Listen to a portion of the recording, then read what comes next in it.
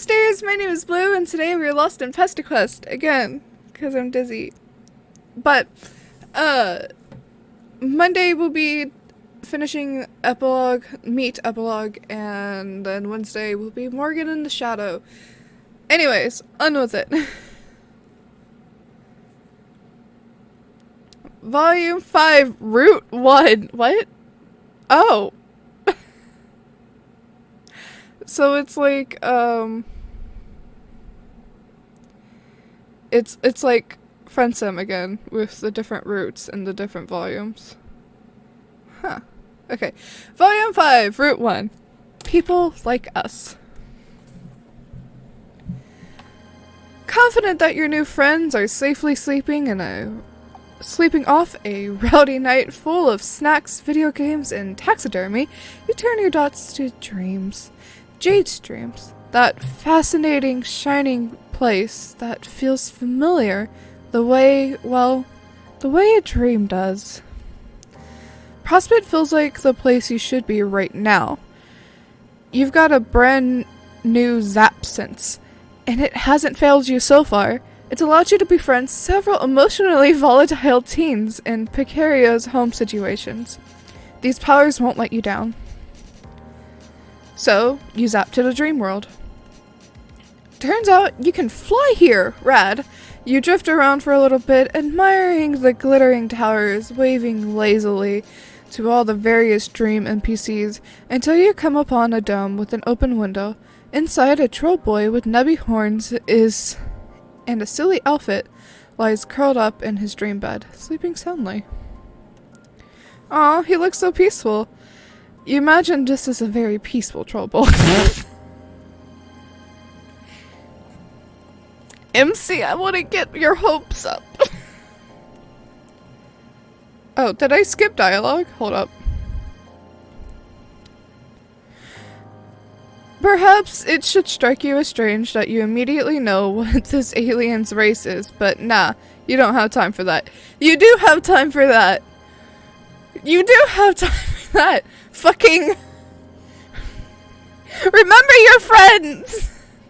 Abruptly, the boy vanishes. Oh shit! You follow him without hesitation. Zap! Luckily, your powers seem orientated to specific people rather than places. You figure it's because this is a character-driven narrative. Breaking the fourth wall here. Also, KK's hive is, interesting. I like the sky, though, and the light coming through. You find yourself in a dim respite block. There's a bookshelf and a desk and clothes hung up on pegs on the wall, but instead of a bed, there's a small tub of green goo. What? The fuck? I won't be able to do KK's voice any justice. A gravelly voice tinged with mania crashes over you in a furious wave. You roll back from the onslaught. Every evening I wake up to another glorious night of the universe applying its globes directly to my face in the most hilarious and juvenile way possible. I'm used to this, okay? I'm not saying this is anything new. But this is just next fucking level. Your eyes finally adjust enough to see the same troll boy from the dream world. He appears to have fallen asleep at his husktop. Some crumbs are stuck to his face, where it has been pressed to the desk. He's got a zodiac symbol on his shirt, which is a sideways 69. Nice. It's MC. No. And man, he is angry. Like, way angrier than a normal person. I stay in this crumbling exclusive of hive, rig my place with early warning systems, and what's my reward? A deformed blue blood teleporting into my right stomach like a fucking... You zap into there because, damn, you don't know what kind of early warning system he has, but whatever predators it's meant to keep away, all you had to do is shout at them. Was KK yelling too much for you, MC? Oh, Durst and Prospect. You appear on a nearby hill about 100 yards away from the hive. From the outside, it's large and leaning with square windows and an unnecessary amount of balconies. Although, who are you to say what's necessary? Maybe this dude really likes balconies. He could probably use the fresh air. A couple of similarly large and lopsided hives scatter the skyline. Hives. You aren't sure how you know they're called that. Maybe because KK just said it. But it feels right. Maybe because of the organic insectile architecture, like they were grown instead of built. You clearly aren't on Earth anymore. The sky is black and the bushes are purple, and there are 2 moons. Neither of them is your gold moon, though. There's a green moon and a purple moon. And the purple moon makes me think Durst.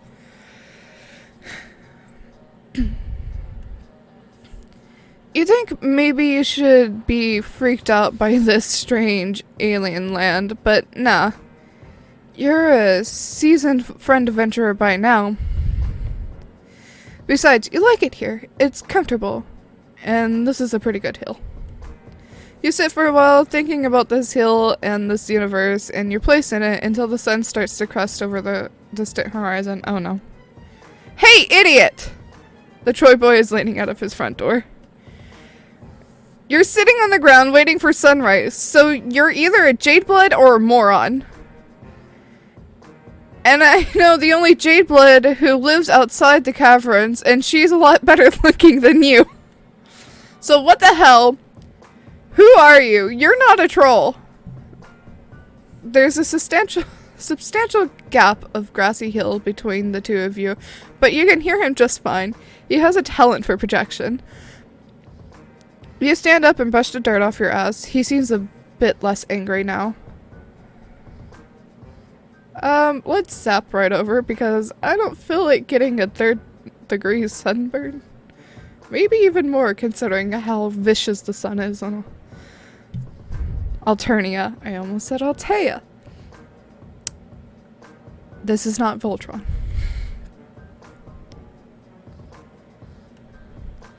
No point in wasting daylight, or moonlight, whatever. So you just zap on over there.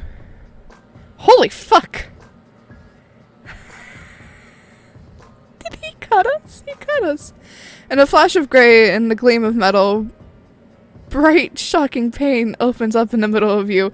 The boy stares, eyes round, yellow, and shocked. Your laugh comes out wet. Why are you laughing? You don't know what else to do. You press a hand to the wound in your stomach and tried to hold the blood and with sheer willpower. You tell him you were just trying to save a little time. At least it's not broken ribs. What?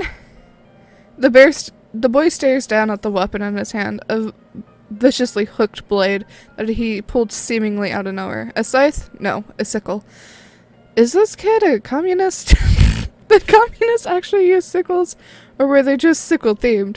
There's so many communist facts you don't know. Why are we talking about communists?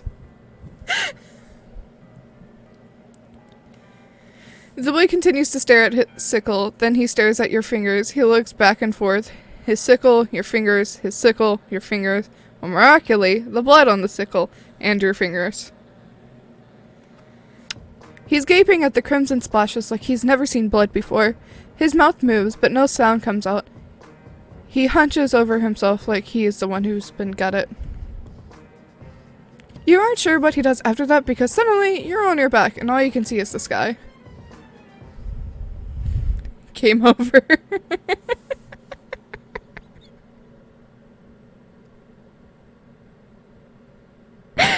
Oops. I think seeing his own blood color freaked him out.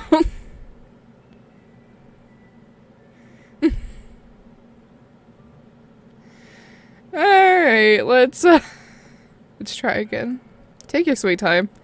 You walk leisurely down the hill. The heat from the rising sun lushes over your back and you speed up. That sun is bad news. You just know it. You start down the hill. Light bleeds further across the horizon, and your pace gets a little less leisurely. Sorry, KK. The troll boy crosses his arms. His shoulders are rounded in a slouch, like he spends a lot of time making himself smaller. His black painted claws are bitten down. You wave an awkward hello. He rolls his eyes and grabs you by the arms, grip surprisingly strong. He tugs you underneath the shadowed overhang of a balcony. Okay, asshole. What were you doing watching me in my dream like some hornless cast-posing pervert? I won't even slide into the nascent relief of death without an alien stalking me.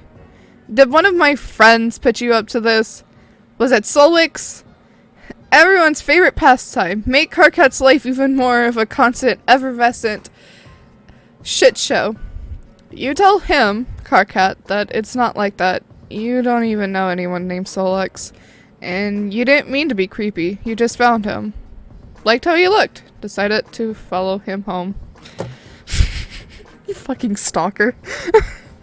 Karkat's the guy. Rails creep upward. Okay. You know how that sounds, but you really didn't do it to be weird. You did it for friendship. You crave it, like a mineral. I was there for the birth of this meme. Let it die. Wow, very normal, Mr. Magic. Oh, but you're magic. Okay. Maybe not you specifically. You don't want to brag. But you can do some pretty magic stuff. Karkat looks incredibly dubious. Even more so than Rose had. Who you might have described as politely incredulous. You consider explaining to him all of the wild stuff that Jade told you about the games and Destiny and such things. But you really can't imagine what any of that has to do with this grumpy alien boy. What are the chances? Yeah, what are the chances, MC? You tell him you can prove it. You can bring him to visit one of his friends. You were so awesome at bringing friends together. You could visit Solix, was it? Karkat makes a noise like a tea kettle being punched. Hell no! That Nookbiter would self-emulate if I interrupted his coding. You wonder if that's a euphemism. Maybe Karkat just likes scare quotes. I don't have the energy to grub set his freaky deformed bulges today. Okay. Then where does he want to go? Does he have any more friends?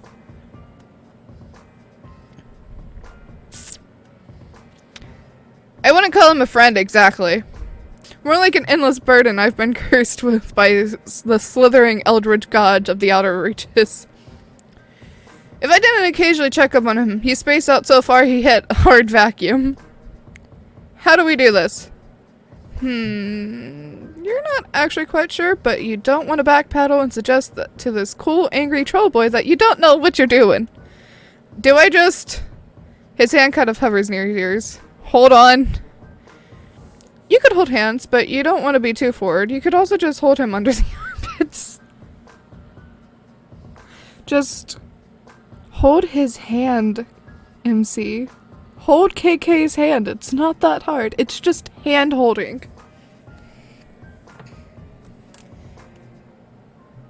You think holding me in the armpits is less weird than holding fawn stumps? Yeah. Sort of. No. Karkat puts an awkward hand on your elbow, then he frowns, pushes up your sleeve, laying 3 fingers against your bare arm. You good, dude? Yeah, sorry. You're just kind of warm. Thank you! You tell Karkat that he's very warm too. Let's just get this over with. Try and aim for just outside his hive. His Lucis isn't around, and he's usually too stoned to even notice if the roof came down. But I don't want to startle him.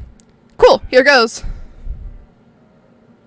You zap somewhere pitch black and immediately blunder right into Karkat. Oh my god. Could you keep it together for a single fucking glance nugget? You aren't in Karkat's hive anymore. You appear to be in the void. Cool. The what? Let go of me. You tell Karkat that he is actually the one still holding on to you. He makes an angry noise through his nostrils and releases you from his clammy grasp. He moves away from you and collides with what sounds like about 17 mops banging into each other and clattering to the ground. God fucking... Something smashes. Slowly grizzling a shower of little noises like marbles over hardwood. What even is that?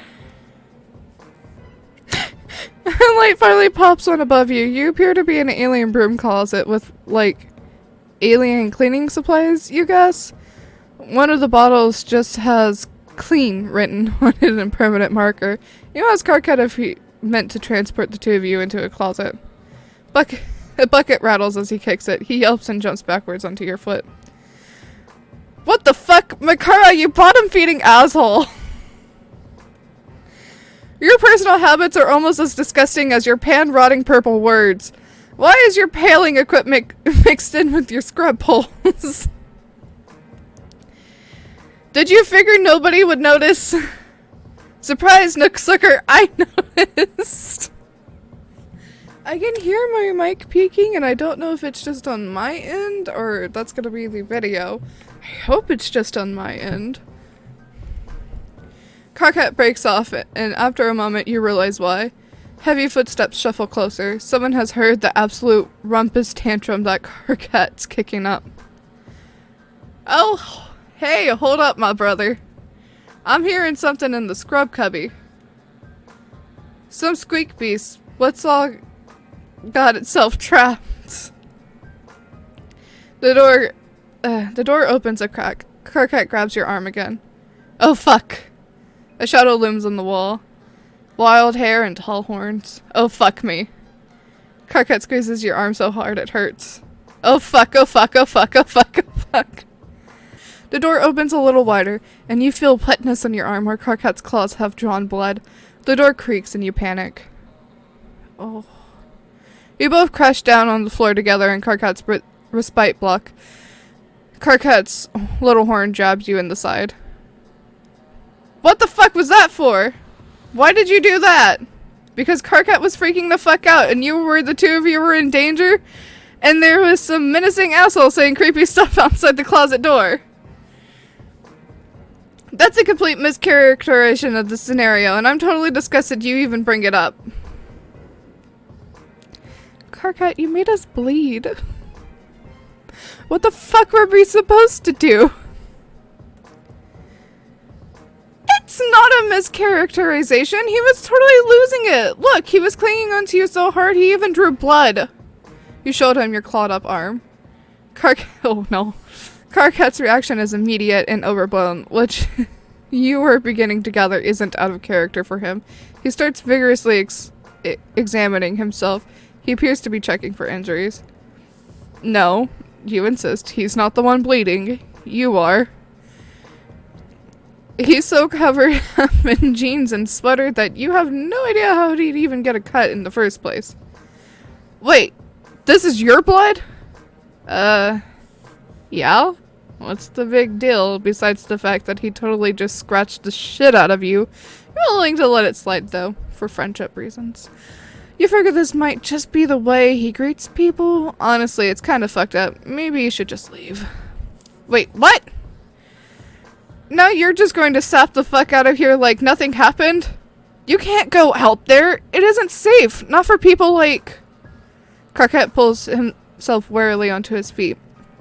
He's still looking at you like you're a bomb that might go off if he steps wrong. Slowly, he extends his own palm and drags a claw across it. Crimson blood beads up and drips onto the floor. It isn't safe for people like us. Clearly something is happening here, and it's probably really deep and affecting the moment, but you're just not sure what you're supposed to do. You bleed. He bleeds. Both of you bleed. Sweet blood friends. You can fuck with that.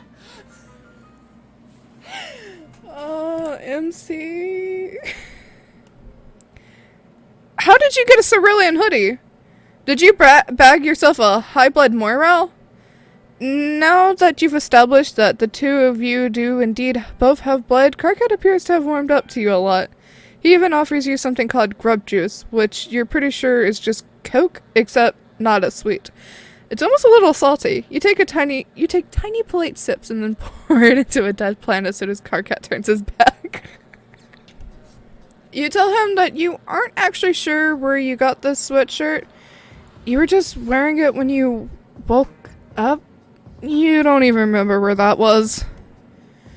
You just know you're standing in front of John's house and you were wearing this hoodie and you knew it was important, but not why it's important, possibly because it keeps you from being naked, but you didn't realize it belonged to a cerulean whatever that is. Karkat is looking at you like you aren't making much sense, which is fair, because you really aren't making much sense. So you're a mutant blood alien with amnesia that can also teleport. Yep. Oh, and you can time travel too. Don't push it.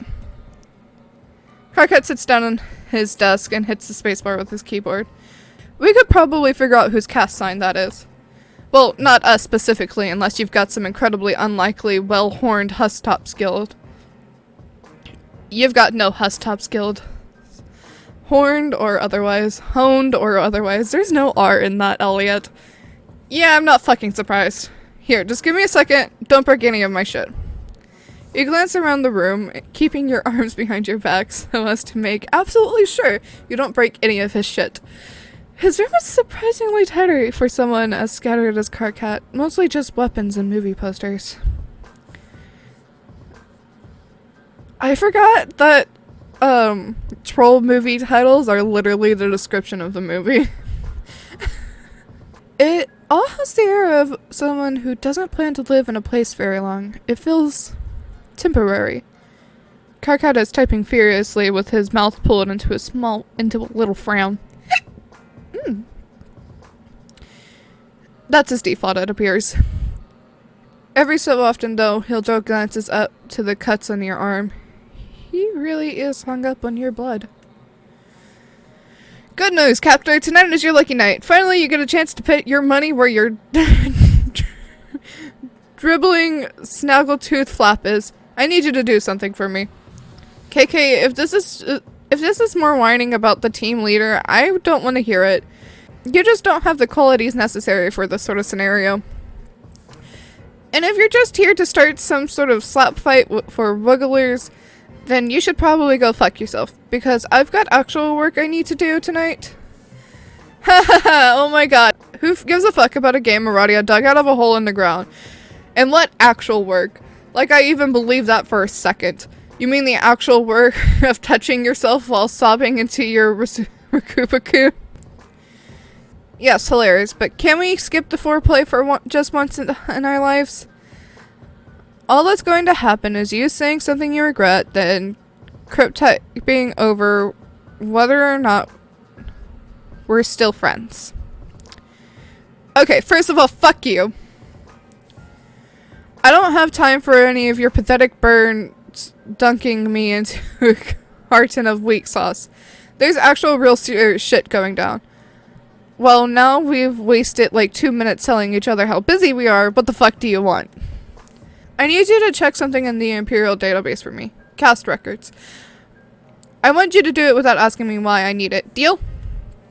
Wait, what the fuck, KK?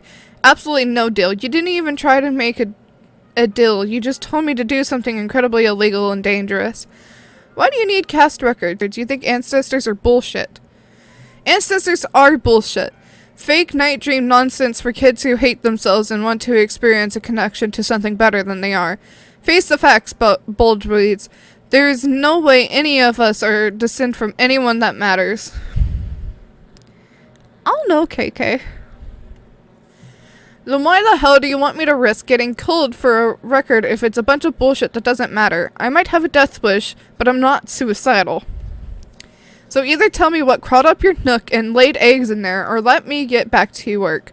Okay, fine. I'm only telling you this because we're friends and I trust you. There's this person in my hive. Person?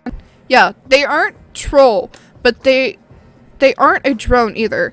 I figured they're an alien, but they've got a cerulean sign and we're trying to figure out where it came from. Wait, they aren't troll, but they're a cerulean? Sorry, KK, I'm trying to wrap my pan around this, but I'm pretty sure you're fucking with me. Oh my god, could you just run this?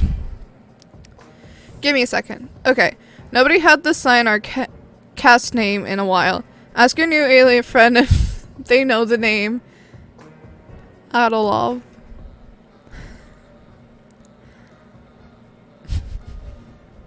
Malik!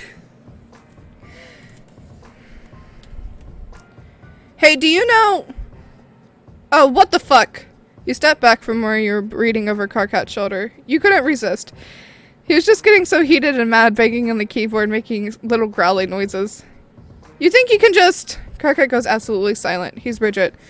If he'd been a cat, his hair would be standing up. You ask him what's wrong. He swishes you so loudly, you almost fall over from shock. You strain. And in the distance, you hear a strange, staticky whirling. Suddenly, Karkat explodes into motion, grabbing your arm and pulling you out of his right spot and down the stairs. In the living room, he tugs a thick black blanket from off the back couch and pulls up the rug in the center of the room. Beneath it is a trapdoor. What the hell is... Be quiet. His movements are quick and panicky, but also methodical. His jaw is set and his eyes are hard as he unbolts the trapdoor. He gives it a hard yank to loosen it, props it open. Beneath it is a rectangular pit in the foundations of the house, the size and shape of a shallow grave. This isn't the first time he's done this. You doubt it's even the 10th. So far, Karkat has struck you as a little bit ridiculous, but now there's something fierce burning in him, something angry and distilled. The sound comes again, closer this time. You see a hulking shadow out the window, huge and menacing and armored. Karkat yanks you down into the pit with him and wraps the two of you in the blanket. Then he closes the trapdoor and you are plunged into darkness so absolute it's like you've stopped existing. What the hell is going on? A drone. Karkat's face is squished against your shoulder. The fear in his voice shudders you to your bones. It's just a routine check. We should be fine down here. My Lucis dug this. It hides the temperature. The temperature? Of me. Of us.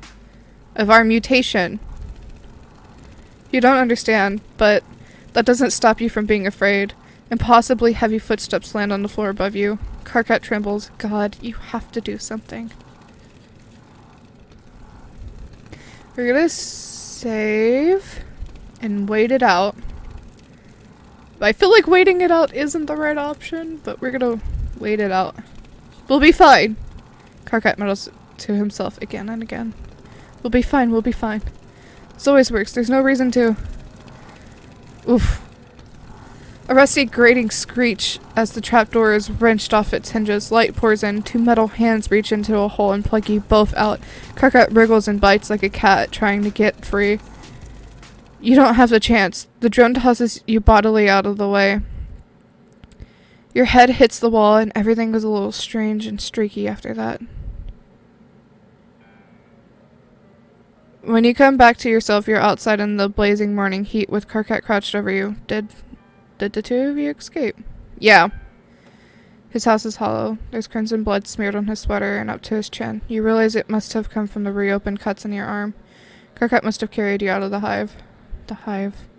Behind you, Karkat's house is in flames. The heat of the fire combined with the heat of the sun until it feels like the two of you are standing on the edge of hell. Oh my god. Did the drone do that? No. My Lucis did. I told you. I have early warning systems. He gave me a chance to get out before triggering it. Is he okay? Karkat gives you a look of utter disgust. He gestures over towards the burning husk. I very much fucking doubt it. Okay, but the drone is dead, right? So he's safe. Karkat releases a creaky, wheezing sound that takes you a second to realize is a laugh. God, you really are an alien. Where are you even from? It sounds so relaxing. That isn't the only drone, you freak of nature. It's seen my sign. It's heard my voice. I'm rune record as a kill on sight. There is absolutely nowhere for me to go. Shit. Okay. Well, what about his friends? You really don't think Karkat is in any sort of state to make decisions. So you make an executive one for both of you. Also, it's hot as shit out here. and your delicate skin is already starting to burn. What had that friend's name been? Solix? You take Karkat's hand because the two of you are beyond holding each other under the armpits at this point. You appear in a residential street in the city, and for a second you think you must have traveled in time as well, since it's night again suddenly, but then you look up and see a strange purple-blue glimmer in the sky. It's still day. There's some sort of atmospheric shield between the killer sun and the city. You wonder why there isn't one where over Karkat lives. Maybe it's too far out in the sticks? Karkat yanks his hand out of yours. He's still holding the blanket he dropped the two of you in, staring around a little in nervous little ticks. He looks even more scared than he had back in his bedroom. Clearly, he doesn't get out much. Fuck! A little chime rings through the empty street. Karkat pulls his palm husk out of his pocket and looks at it like he can't remember what it is. Like everything normal has been wiped away. And that all remains is the frozen horror in his eyes. KK, what the fuck? I just saw your name come up on the feed. What did you do, you fucking idiot? You're going to be a Thrushcutioner? You can't just start showing up on the call list. I didn't do anything. Solix, there's some stuff about me you don't know. KK, what the hell? Okay, well, first off, I'm right outside your hive stem. What are you talking about? Is this the mutant stuff? Who gives a shit about that? TZ knows too. She says she can taste our blood color through the screen. All kinds of freaky. How does that even work? Screens aren't scratch and sniff. How the fuck? It doesn't matter. Well, I actually do not give a crap about any of Terezi's crackling bullshit right now. Everything is fucked forever. As if in agreement, a familiar crackling whirl starts up somewhere close by. You and Karkat look at each other in almost comedic distress. I have to go. Just come up here, okay? We'll figure this shit out. No, absolutely fucking not. Oh my god. You other imbecile. You think your little pan sparks could do anything against a culling drone? I know you have a death wish, but I'm not going to assist you in a hysterical fit suicide. You don't know anything about me or my death wish, KK. Come upstairs. No. Don't make me tell you about how much I hate you. Karkat throws his palm husk at the pavement, shattering the screen. Tears drip off his jaw in blurry streaks of red. Get me out of here! And don't you dare ask me what's wrong. You don't. You get him out of there. To all over. Locale to locale. You take a grand tour of Alternia, a place you shouldn't know the name of, but you do. And everywhere you go, you hear the telltale grating world. Karkat was right. Wherever he goes, the drones follow. After a certain point, it just becomes routine. You just teleport to a random location, and the two of you are sort of loft around until you hear the sound in the distance. By the time the sun starts to set, you are both exhausted and must have zapped all over the planet to find yourself back in the grassy fields. Most likely somewhere near Karkat's demolished hive. Smoke hangs fetid in the evening air. Karkat's eyes are dull. His hair is a tangled mass of curls so thick they look like twisted wire. I figured out why the fucking thing didn't work. What thing? He shakes the blanket, which he's been holding onto all day. The last remain of what is most likely by now just a smoking wreck. With 2 mutants in there, we're too warm. Years of perfecting my hiding like an oink beast from the slaughter's technique. And it's all decimated by some clueless asshole in a hoodie. Just Karkat out here having a normal one. Getting fucked up by a waste shoe in an exhaustible march of fate in the universe. I met someone with the same disgusting deformity as me, and they immediately ruined my life. This is why I don't let people into my hive. Karkat. There was so much hatred wrapped in his voice, in his words. And you don't think it's hatred for you. You ask him what you can do. You want to fix this. I think you've done enough. Karkat bundles himself up in blankets, and even though it isn't cold, he turns away.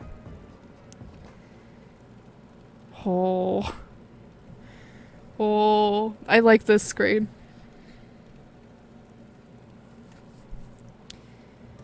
Anyways, I figured that was the wrong option, but I still went with it. Flee. So, you're a pretty tolerant kind of dude. You're generally down for whatever, but lying in a shallow grave with a troll boy, while a truck boy digs his nubby little horns into your ribs, and a mechanical monster stomps around upstairs, that's kind of a lot, even for you. So, you do really the only thing a responsible friend can. You get your friend the fuck out of Dodge.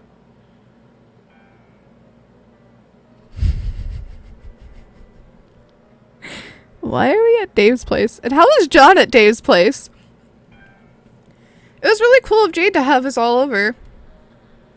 It felt like a birthday present, kind of. Especially since all of my other presents got lost in the mail. Actually, the only one that didn't get lost was my Little Monsters poster my dad got me. He gave it to me a week early, almost like he knew that something weird was going to happen to the rest of my gifts. Sure, yeah, I'm happy for you, dude. Cool that your dad got your unbelievably crappy shit to you before it got thrown into a little garbage where it frankly belongs. But why are you wasting any part of a valuable word count blabbing about your fucking Little Monster poster? Who actually cares? I don't know, I just figured some people might want to know about it. Could you not break the fourth wall? Whack. Oh, hey. Dave and John are popped up on the futon, gaming the way only bros can game, i.e. with several bags of chips and mostly empty 2-liter bottle Mountain Dew on the couch between them. Yeah, dog, saving room for Jesus and snacks. Oh, hey, Mr. Mailman.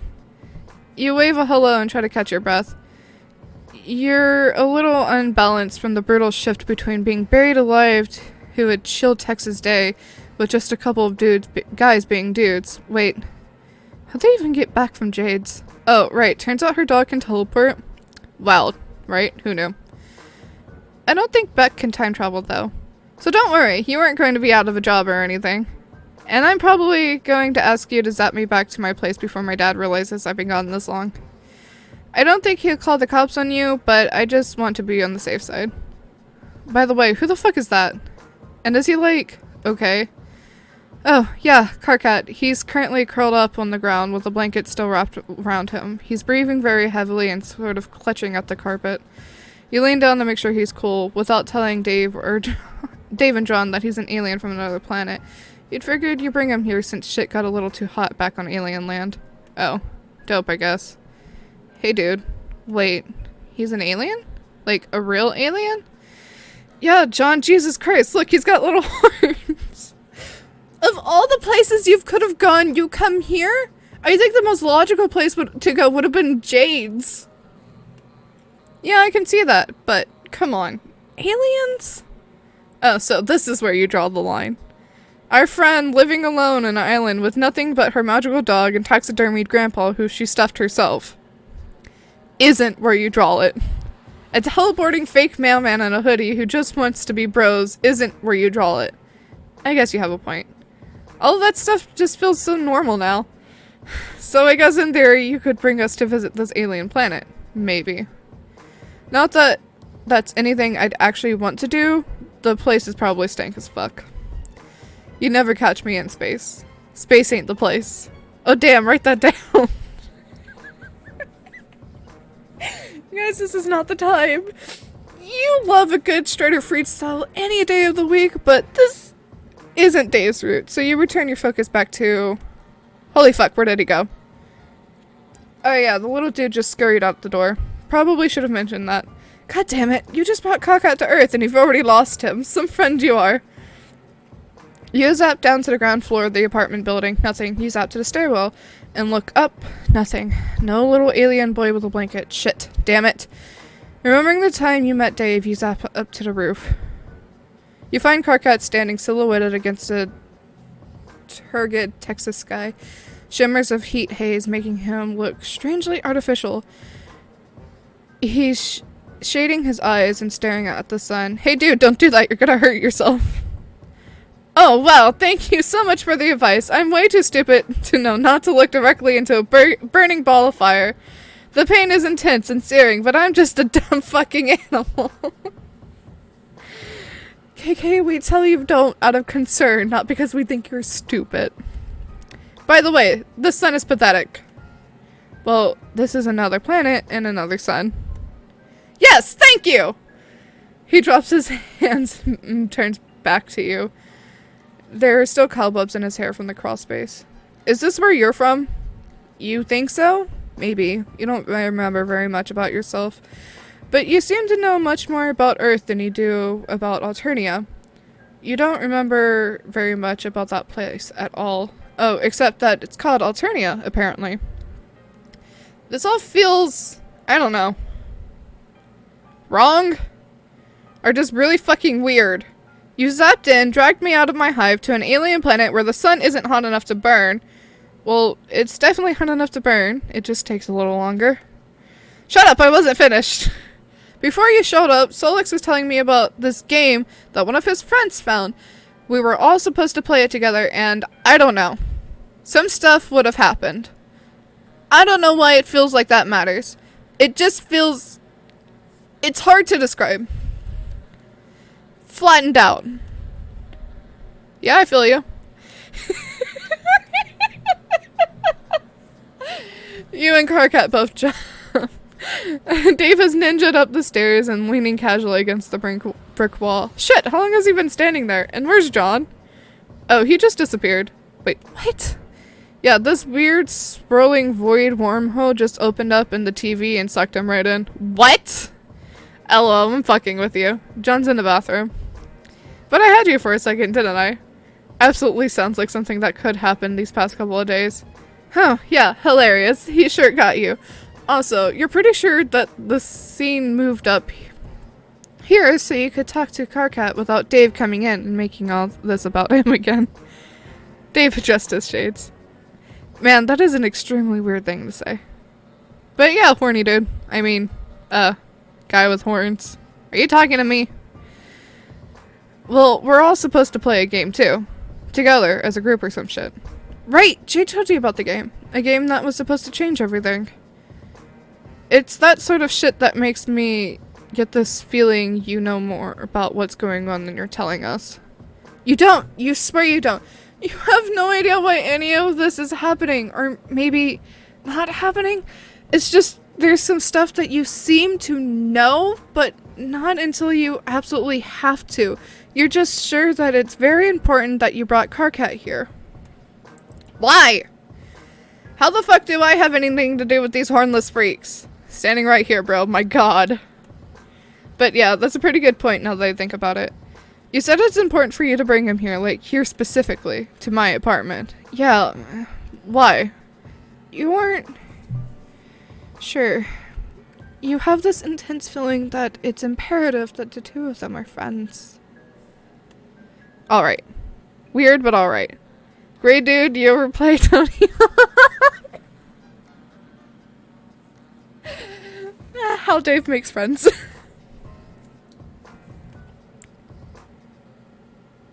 Victory!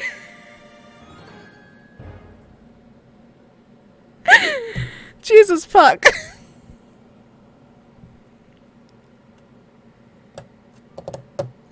So, it seems like, in a way, we're continuing the narratives of Suburb without decimating the fucking planets.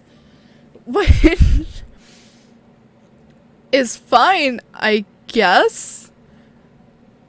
But when do we get our memories back? I feel like seeing that name should have, like, jogged something for us, but it didn't. That was Carcat's brute. We failed twice. Which is fine. I figured we were going to fail the second time. But we failed twice. But we finally did it. And I guess we're continuing the storyline of Suburb. Kind of, in a way. The friend part of it, at least. But that's it for today's video. If you liked it, please give it a like and subscribe if you haven't already to join our wonderful galaxy. And comment down below and I'll get back to you in some way or another. And I'll see you for our next adventure. Remember, we're all made of the same cosmic dust, so be nice. Kate, love you, bye!